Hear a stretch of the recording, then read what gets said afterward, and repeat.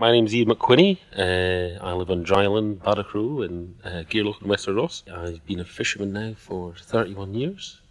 I now fish sustainably for prawns, crabs, spot lobsters, velvet crabs, any sort of shellfish like that, yeah. We also run shellfish safaris. We take people out and show them how we catch the shellfish. That's become increasingly popular over the years.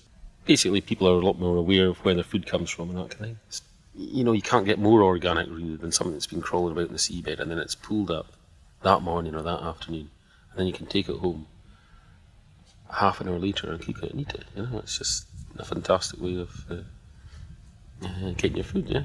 And it's, you know, the purest way, the most natural way. Yeah.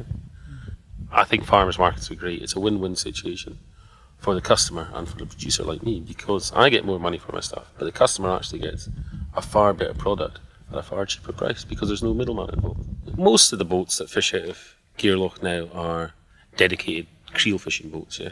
It's only on the west coast of Scotland we actually fish for langoustines with creels. For the last 15 odd years we have been throwing back all the small prawns, all the buried ones, the ones that are females with eggs on them. And we've also set limits to the amount of creels we put out and the number of days we fish as well. Yeah. My family have been fishing from Dryland for hundreds of years now, fishing or fish curing. Probably up until 1975. There were still fish being caught here in large quantities, but unfortunately, probably due to trawling activities, there's lots of fish land here, and then they went into rapid decline. I mean, you can blame technology for a lot of things, but just dragging a net along behind the boat and catching anything that's in its way is not really a very good way of fishing, really. Yeah. I think most people, or most fishermen, would go along with closed areas as long as everyone's stuck to it.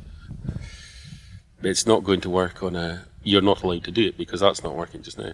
I think you've got to have some sort of protection in there that if you actually do something wrong, knowingly do something wrong, you get your license taken off you, or you get such a fine that you know you aren't going to do it again. Living on the west coast there's no doubt about it, is a hard life, but no, it's a good life. All you need is a couple of weeks of good weather and you forget about the long winters. And it's a good place to bring up kids, yeah, and they enjoy it here. Yeah. And hopefully there's, you know, a future, and hopefully there'll be a fishing future, not just for my girls, but for young people about here, yeah, that want to get into it.